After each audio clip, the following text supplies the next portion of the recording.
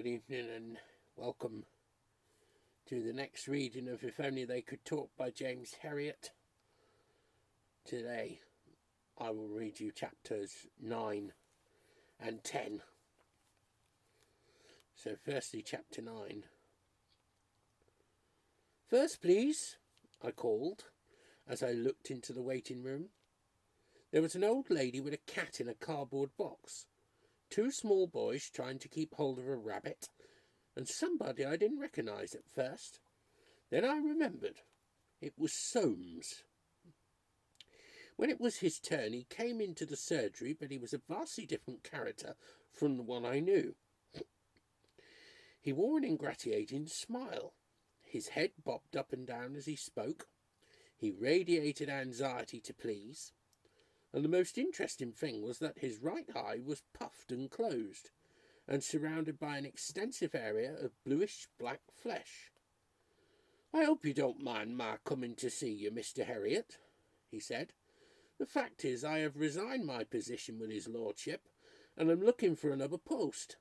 I was wondering if you and Mr. Farnan would put in a word for me if you'd heard of anything." I was too astonished at the transformation to say much. I replied that we would do what we could, and Soames thanked me effusively and bowed himself out. I turned to Siegfried after he had gone. "Well, what do you make of that?" "Oh, I know all about it." Siegfried looked at me with a wry smile. "Remember I told you he was working one or two shady sidelines up there, selling a few bags of corn or 100 weight of fertilizer here and there? It all mounted up, but it didn't last.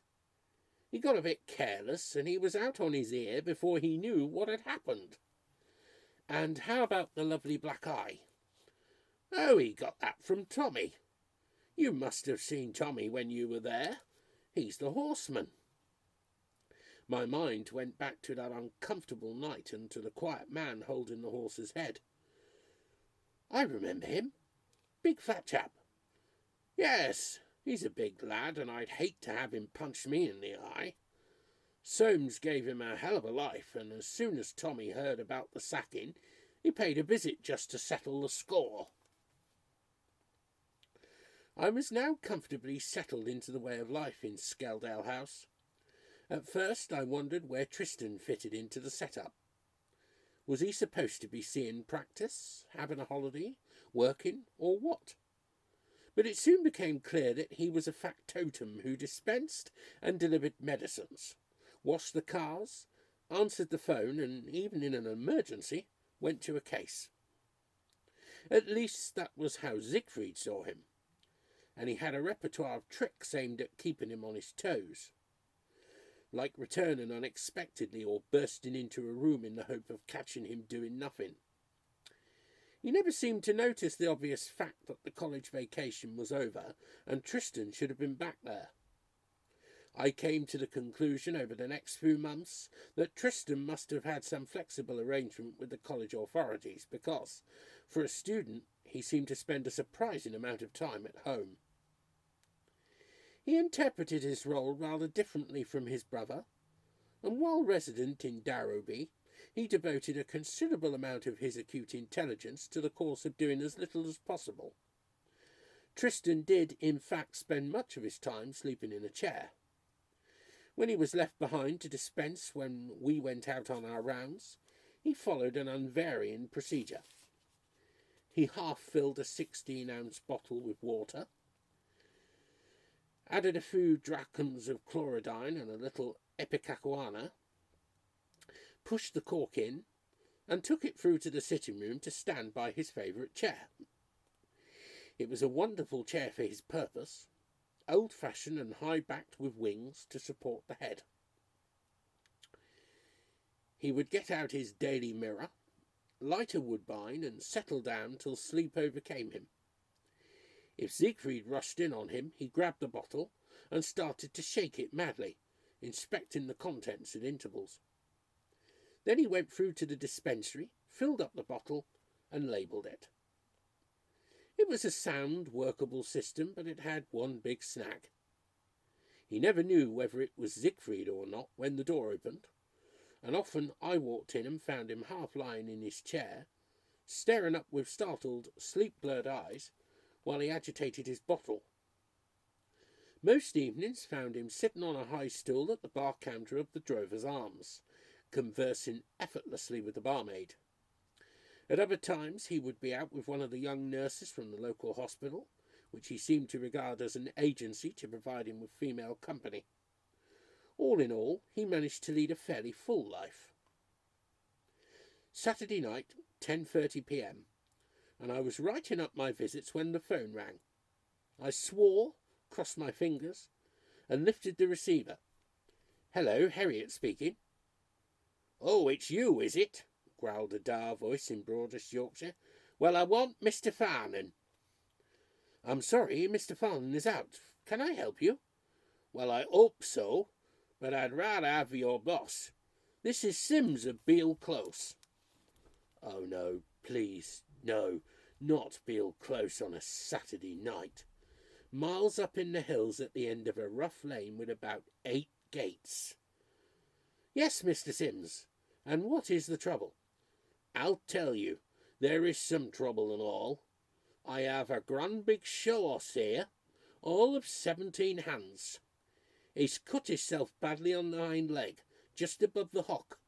I want him stitched immediately." "Glory be! Above the hock?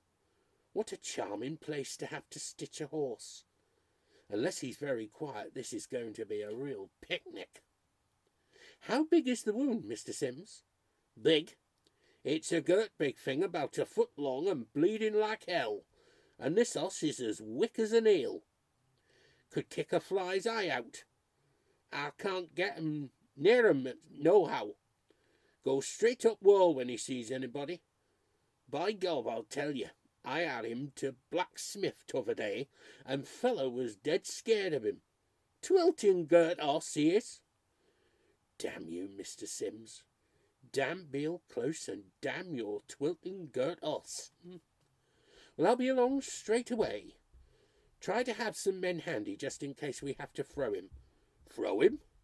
Throw him? You'd never throw this hoss. He'd kill you first. Anyways, I have no men here, so you'll have to manage on your own. I know Mr. Farnan wouldn't want a lot of men to help him." "Oh, lovely, lovely. This is going to be one for the diary. Very well, I'm leaving now, Mr. Sims."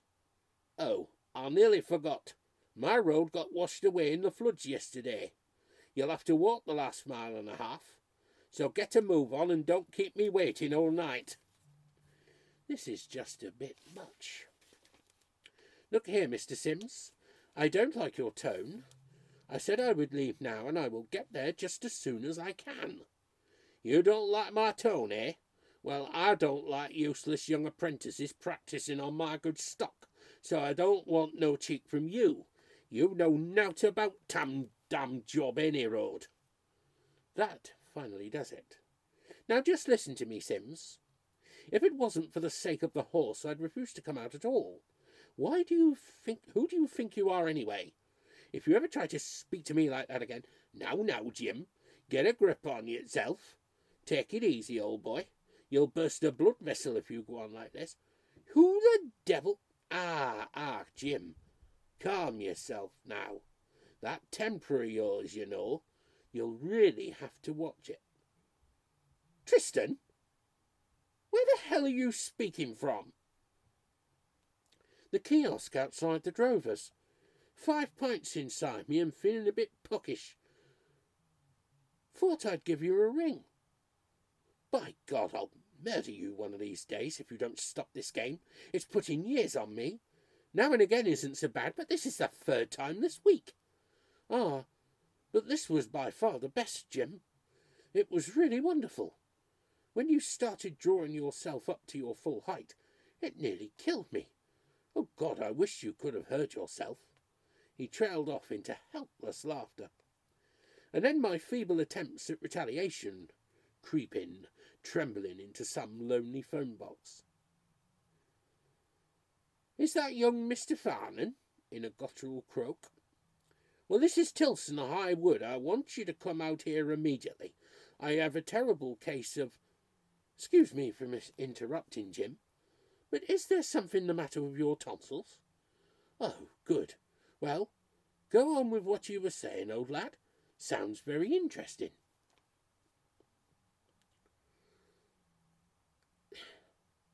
There was only one time when I was not on the receiving end. It was Tuesday, my half day, and at 11:30 a.m. a call came in. An eversion of the uterus in a cow. This is the tough job in country practice, and I felt the usual chill. It happens when the cow, after calving, continues to strain until it pushes the entire uterus out and it hangs down as far as the animal's hocks. It is a vast organ and desperately difficult to replace, mainly because the cow, having once got rid of it, doesn't want it back. And in a straightforward contest between man and beast, the odds were very much on the cow. The old practitioners, in an effort to even things up a bit, used to sling the cow up by its hind limbs, and the more inventive among them came up with all sorts of contraptions like the uterine valise, which was supposed to squeeze the organ into smaller bulk. But the result was usually the same: hours of backbreaking work. The introduction of the epidural anaesthetic made everything easier by removing sensation from the uterus and preventing the cow from straining, but, for all that, the words "calf bed out" coming over the line were guaranteed to wipe the smile off any vet's face. I decided to take Tristan in case I needed a few pounds of extra push. He came along but showed little enthusiasm for the idea. He showed still less when he saw the patient, a very fat shorthorn, lying, quite unconcerned, in her stall. Behind her, a bloody massive uterus, afterbirth, muck and straw, spilled over into the channel. She wasn't at all keen to get up, but after we had done a bit of shouting and pushing at her shoulder, she rose to her feet, looking bored. The epidural space was difficult to find among the rolls of fat, and I wasn't sure if I had injected all the anaesthetic into the right place. I removed the afterbirth, cleaned the uterus, and placed it on a clean sheet held by the farmer and his brother. They were frail men, and it was all they could do to keep the sheet level. I wouldn't be able to count on them to help much. I nodded to Tristan. We stripped off our shirts, tied clean sacks around our waists, and gathered the uterus in our arms. It was badly engorged and swollen, and it took us just an hour to get it back. There was a long spell at the beginning when we made no progress at all, and the whole idea of pushing the enormous organ through a small hole seemed ludicrous, like trying to thread a needle with a sausage. Then there were a few minutes when we thought we were doing famously, only to find we were feeding the thing down through a tear in the sheet. Siegfried once told me he had spent half a morning trying to stuff a uterus up a cow's rectum. What really worried him, he said, was that he nearly succeeded. And at the end, when hope was fading, there was the blissful moment when the whole thing began to slip inside and incredibly disappeared from sight. Somewhere halfway through, we both took a breather at the same time and stood panting, our faces almost touching. Tristan's cheeks were prettily patterned, where a spouting artery had sprayed him.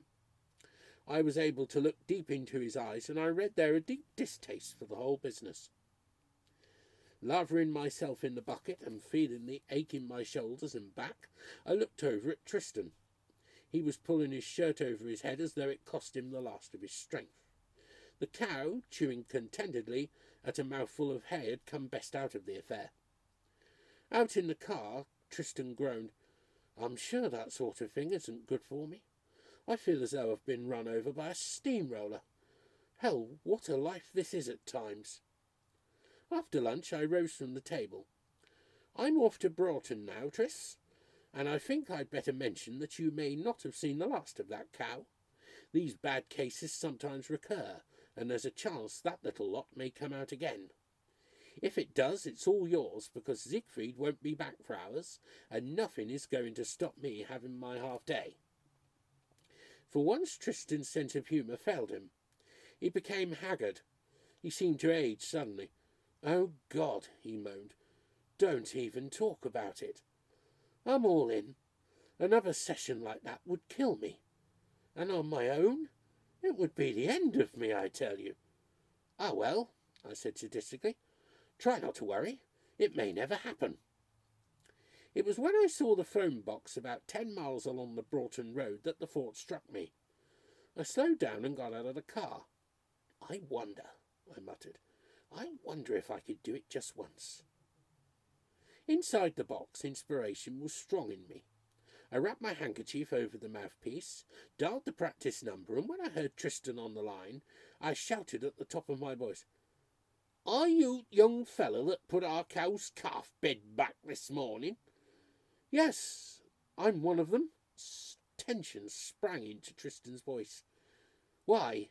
Is there something wrong?" "Aye, there is something wrong," I bawled. "She's putting it out again." "Out again? Out again? All of it?" He was almost screaming. "Aye, it's a terrible mess. Pouring blood and about twice size it was this morning. You'll have some job with her." There was a long silence, and I wondered if he had fainted. Then I heard him again, hoarse but resolute. "Very well, I'll come straight away." There was another pause, when he spoke again almost in a whisper. "Is it out completely?" I broke down then. There was a wistful quality about the words which defeated me, a hint of wild hope that the farmer might have been exaggerating, and that there might be only a tiny piece peeping out. I began to laugh. I would have liked to toy with my victim a little longer, but it was impossible. I laughed louder and took my handkerchief from the mouthpiece so that Tristan could hear me. I listened for a few seconds to the frenzied swearing at the other end, then gently replaced the receiver. It would probably never happen again, but it was sweet, very sweet. Chapter 10. "You want Mr. Herriot? Certainly, I'll get him for you." Siegfried cupped the phone with his hands. "Come on, James. Here's another one prefers you to me." I glanced at him quickly, but he was smiling. He was pleased. I thought, as I took the phone, of the tales I had heard of the other kind of boss, the man who couldn't bear to be knocked off his little pedestal. And I thought, too, of the difference a few weeks had made in the farmer's attitude. They didn't look past me now, hoping that Mr. Farnan had come with me. They were beginning to accept me, and I like to think that it wasn't only their hospitable traditions that made them ask me in for a bit of dinner. This really meant something, because with the passage of time, an appreciation of the Dales people had grown in me, a sense of the value of their carefully given friendship. The higher up the country, the more I liked them. At the bottom of the valley, where it widened into the plain, the farmers were like farmers everywhere. But the people grew more interesting as the land heightened, and in the scattered hamlets and isolated farms near the bleak tops, I found their characteristics most marked. Their simplicity and dignity, their rugged independence, and their hospitality. This Sunday morning it was the Bellabys, and they lived at the top of Holden, a little valley branching off the main dale. My car bumped and rattled over the last rough mile of an earth road, with the tops of boulders sticking up every few yards. I got out, and from where I stood, high at the head, I could see all of the strangely formed cleft in the hills, its steep sides grooved and furrowed by countless streams feeding the boisterous Holden Beck, which tumbled over its rocky bed far below. Down there were trees and some cultivated fields, but immediately behind me the wild country came crowding in on the bowl where the farmhouse lay. Holston Pike, Alstang, Burnside. The huge fells with their barbarous names were very near. Up here the trappings of civilization seemed far away. The farm buildings had been built massively of stone hundreds of years ago with the simple object of sheltering the animals. Those ancient masons were untroubled by regulations about the light and ventilation, and the cow byre was gloomy, thick-walled, almost windowless. The floor was broken and pitted, and rotting wooden partitions separated the cows from each other. I went in, groping my way until my eyes grew accustomed to the dim light. There was nobody there, but a roan cow had a label tied to its tail. Since this was a common way of communicating with the vet, I lifted the tail and read, "Felon, back quarters." I pushed the cow over and began to examine the back teats. I was drawing out the stringy, discoloured milk when a voice addressed me from the doorway. "Oh, it's you, Mr. Herriot. I'm right glad you've come to see us this morning. You could do us such a great favour if you would." I looked up and saw... Oh, sorry, it's a woman's voice. "Oh, it's you, Sorry, I'll have to repeat that. Oh, it's you, Mr. Herriot. I'm right glad you've come to see us this morning. You could do us such a great favour if you would." I looked up and saw Ruth Bellaby, a fine-looking woman in her late 30s. She was the go-ahead member of the family and had an intelligent, questing mind. She was a great believer in self-improvement for the Dales people. "I'll be glad to help you if I can, Miss Bellaby. What is it you'd like me to do?" "Well, Mr. Herriot, you know they are putting on the Messiah at Darrowby Church this afternoon, and we did badly want to go, but it's such a job getting the pony and trap ready, and it's so slow. If you could give us a lift down in your car, I know we'd be able to get a ride back. It would be such a help." "Of course I'll run you down," I replied. "I'll be delighted to do it. I'm going myself, as a matter of fact. You don't get many chances to hear good music in Darrowby." It was good to have a chance to help these kindly people. I had always marvelled at the Bellabys. They seemed to me to be survivors from another age, and their world had a timeless quality. They were never in a hurry. They rose when it was light, went to bed when they were tired, ate when they were hungry, and seldom looked at a clock. Ruth led the way over to the house. "There's just Mother and Dad and me going. Bob's not interested, I'm afraid." I was slightly taken aback when I entered the house. The family were just sitting down to Sunday dinner and were still in their working clothes. I stole a look at my watch. 11:45, and the performance started at 2 p.m. Oh well, I probably had plenty of time. "Come on, young man," said little Mr. Bellaby. "Sit down and have a bit of dinner." It was always a bit tricky refusing these invitations without causing offence, but I pointed out that my own meal would be ready when I got back, and it would be hard on Mrs. Hall if it were wasted. They were quick to appreciate this argument, and settled down round the scrubbed kitchen table. Mrs. Bellaby served a large round Yorkshire pudding to each of them, and poured a pool of gravy into it from a quart-size enamel jug. I had had a hard morning, and the delicious scent that rose from the gravy as it ran over the golden slabs was a sweet torture. But I consoled myself with the thought that the fact of my sitting there would make them hurry. The pudding was consumed in leisurely silence. Then Bob, an amiable, thick-set youth in his 20s, pushed out his empty plate. He did not say anything, but his mother planked down another pudding on the plate, and plied the gravy jug again. His parents and sister watched him benevolently as he methodically demolished the thick, doughy mass. Next, a tremendous roast appeared from the oven, and Mr. Bellaby hacked and sawed at it till they all had a heap of thick slices on their plates. Then mountains of mashed potatoes were served from something that looked like a washing-up bowl. Chopped turnip followed, and the family went into action again. There was no sign of haste. They ate calmly and quietly without any small talk. Bob had an extra helping of mashed potatoes. The Bellabys were relaxed and happy, but I couldn't say the same about myself. Hunger was tearing fiercely at me, and the minutes on my watch were ticking away relentlessly. There was a decent interval before Mrs. Bellaby went over to the old fire oven in the corner, opened the door and pulled forth a great flat baking tin of steaming apple pie. She then proceeded to carve off about a square foot for each of them, and deluged it with something like a pint of custard from another towering enamel jug. The family set to as though they were just beginning the meal, and once more a busy silence fell on the group.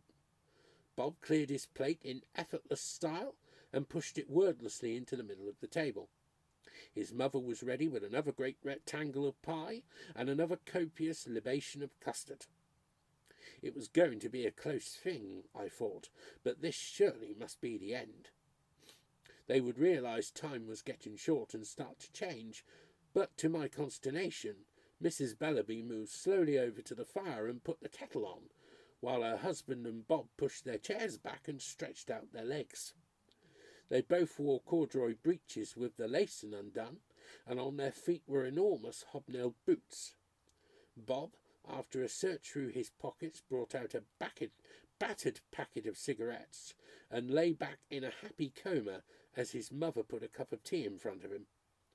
Mr. Bellaby produced a clasp knife and began to cut up some plug tobacco for his pipe. As they rearranged themselves round the table and began to slowly sip the hot tea, I found I had started to exhibit all the classic symptoms of tension: pounding pulse, tightly clenched jaws, and the beginnings of a headache. After a second cup of tea there were signs of activity. Mr. Bellaby rose with a groan, scratched his shirt front and stretched luxuriously. "Well, young man, we'll just have a bit of a wash and get changed. Bob'll stay and talk to you. He's not coming with us." There was a lot of splashing and spluttering in the big stone sink at the far end of the kitchen as they made their ablutions. Then they disappeared upstairs.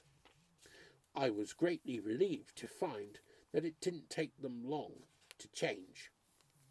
Mr. Bellaby was down very soon, transformed in appearance by a stiff and shiny suit of navy blue serge with a faint greenish tinge. His wife and daughter followed soon in a blaze of flowered cotton. "Oh, well, now here we are. All ready, eh?" There was a note of hysteria in my heartiness. "Right then, off we go. After you, ladies." But Ruth did not move. She was pulling on a pair of white gloves and looking at her brother sprawled in his chair. You know, Bob, you're not but a disgrace," she burst out. "Here we are, going off to hear this lovely music, and you're lying there in your muck not caring. You've no interest in culture at all. You care no more about bettering yourself than one of them bullocks out there." Bob stirred uneasily under this sudden attack, but there was more to come. Ruth stamped her foot. "Really, it makes my blood boil to look at you. And I know we won't be right out up door before you're asleep. Aye, snoring there all afternoon like a pig." She swung round to Mrs. Bellaby. "Mother, I've made up my mind. I'm not going to leave him snoring here. He's got to come with us." I felt the sweat start out on my brow. I began to babble, but don't you think perhaps might be just a little late? Starts at 2:00. My lunch? But my words were utterly lost. Ruth had the bit properly between her teeth. "Get up out of there, Bob. Get up this minute and get dressed." She shut her mouth tightly and thrust out her lower jaw. She was too much for Bob. Although an impressive eater, he didn't seem to have much mind of his own. He mumbled sulkily and shuffled over to the sink. He took off his shirt and they all sat down and watched as he lathered his torso with a large block of white Windsor and sliced his head and neck by working the pump handle by the side of the sink. The family regarded him happily, pleased that he was coming with them and content in the knowledge that it would be good for him. Ruth watched his splashings with the light of love in her eyes. She kept looking over at me as if to say, "Isn't this grand?" For my part, I was only just stopping myself from tearing out my hair in great handfuls. A compulsion to leap up and pace the floor, to scream at the top of my voice, showed that I was nearing the end of my tether. I fought this feeling by closing my eyes, and I must have kept them closed for a long time, because when I opened them, Bob was standing by my side in a suit exactly like his father's. I could never remember much about that ride to Darrowby. I had only a vague recollection of the car hurtling down the stony track at 40 miles an hour, of myself staring straight ahead with protruding eyes, and the family, tightly packed but cheerful, thoroughly enjoying the ride. Even the imperturbable Mrs. Hall was a little tight-lipped as I shot into the house at 10 to 2 and out again at 2 after bolting her good food. I was late for the Messiah. The music had started as I crept into the church, and I ran a gauntlet of disapproving stares. Out of the corner of my eye I saw the Bellabys sitting very upright, all in a row. It seemed to me that they looked disapproving too.